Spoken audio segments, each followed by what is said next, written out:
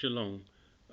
Coming back in, picking up where I left off in Second Esdras chapter 15, and again Syria, and after Syria, what we've seen going on in Syria. After Syria comes Babylon. Babylon will be up next, and Syria is basically in the beginning of the destruction of what's prophesied from Yahuah. And again, this is a part, I would say, part two to prophecy from Yahuah. Um, verse I read 26, verse 27. For now our plagues have come upon the whole earth, and you shall remain in them. Okay, right here we're seeing the fact that these plagues are going to come upon the whole earth, and he's saying you shall remain. We're going to remain. We're going to remain here. And this is one of the teachings that goes out, this pre-trib rapture. This goes against it. He's not saying you're going to be delivered out of it. That's what Yahushua said. He said, I don't pray that you take them out of the world, but that you keep them from the evil one. Verse 28, behold, horrible vision and appearance thereof from the east. Here's the nations, where the nations of the dragons of Arabia shall come out with many chariots, and the multitude of them shall be carried as the wind upon the earth. So this will be a multitude of men. They and all they which hear them may fear and tremble. Also the Carmanians. You look up the Carmanians. This is modern day Iran. Raging in wrath shall go forth as the wild boars of the woods, and with great power they shall come and join battle with them, and shall waste a portion of the land of Assyria. Assyria is Syria. So the Assyrians. So here we're seeing they're going to waste away. It says a portion of the land of Assyria, and we understand this prophecy very well, and we see it happening. It says, and then shall the dragons, and have the upper hand, remembering their nature. And if they shall turn themselves, conspiring together with great power to persecute them, and these shall be troubled, bled, and keep silence through their power, and shall flee. And from the land of the Assyrians shall the enemy besiege them, and consume some of them. And in their hosts shall be fear and dread and strife among their kings.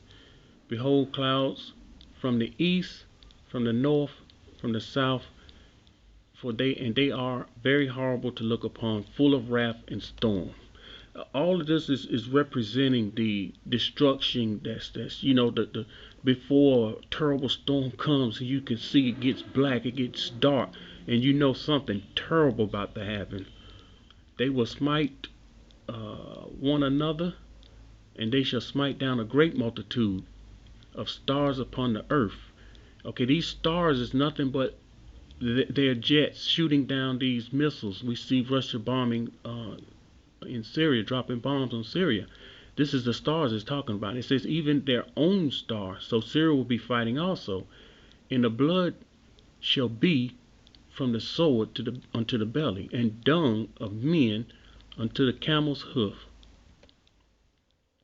There shall be great fearfulness and trembling upon the earth, and they that see the wrath shall be afraid, and tremble shall come upon them. Okay, skip 38.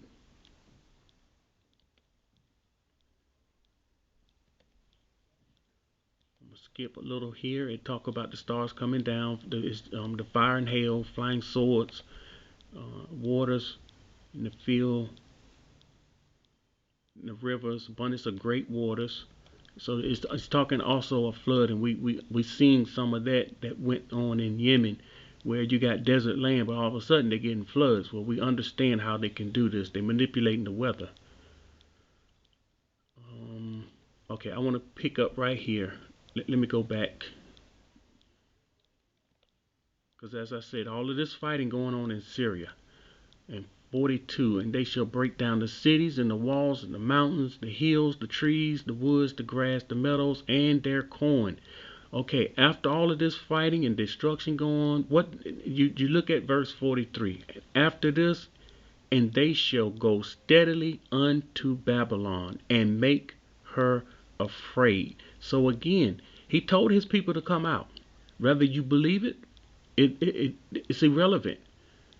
You again, he gave the word to come out. Not one of his words shall fail. That comes from, Yahushua said it himself. Not one word that come out of his mouth shall fail. Deuteronomy 8:3 says, man shall not live by bread alone, but man shall live by every word that comes out the mouth of the Father. And after they go into Babylon, they shall come to her and besiege her. The star and all wrath shall they pour out upon her. And this is the Father's will. He spoke it. He said he was going to put it in the heart of the Medes to do this, to carry this out. And this is it's going to come to pass. Then shall the dust and the smoke go up into heaven, and all they that be about her shall bewail her. So we understand what's in Revelation 18, and how the earth going to bewail her, wailing. They're going, no one's buying their merchandise, and they're not going to make money because the nations got rich off of her. If you can't put these, precept upon precept, line upon line, if you can't put these together, I mean, you don't have his ruach to see. He haven't opened your eyes and your ears to see, and you're in a cloud of confusion. But this, to me, is right in our face, and his word is true. If you believe his word is true, and it will not fail. He says, and they that remain under her shall do service unto them that have put her in fear. So what are we talking about here? Verse 45 is saying those that remain under her, although they're going to destroy Babylon, remember, there's a statistic out that over 80% of U.S. military is scattered over the earth. So those men is all over the earth. They're not there. So the place is unprotected, number one. Number two, those that do service, mean the men and women in military that's scattered all over the earth, they will be doing their service now. And then verse 46, this is not part of the lessons, but I'm going to go ahead and read 46. Of course, it says, in you, Asia, that are partaker of the hope of Babylon, and all the splendor of her person. So after Babylon, then China would be your next. China would take upon this. She likens herself unto Babylon, and she's gonna make herself, and China would be the next superpower, the super nation. But it will be quick and fast. It's not going to be a long live. Woe be unto thee, you wretch, because you have made yourself like her. That's what I was saying. And have decked your daughters in whoredom, that they might please and splendor in thy lovers, which have always desired to commit whoredom with thee. So she likened herself after Babylon.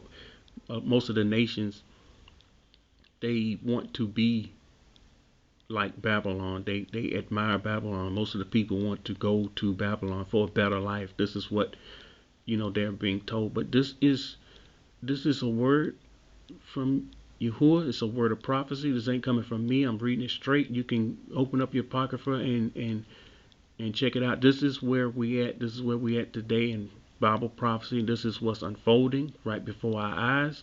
What we see in Syria, it's only going to, according to this, it's only going to pick up, and they're going to waste away a huge portion of that land. And after that, on comes Babylon. Babylon's up next. And if you have not came out of her, your time is running out. You have no time. The time is past. It has passed.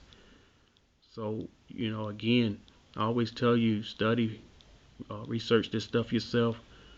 We should know what His will is for us, and we should, not question, but to do.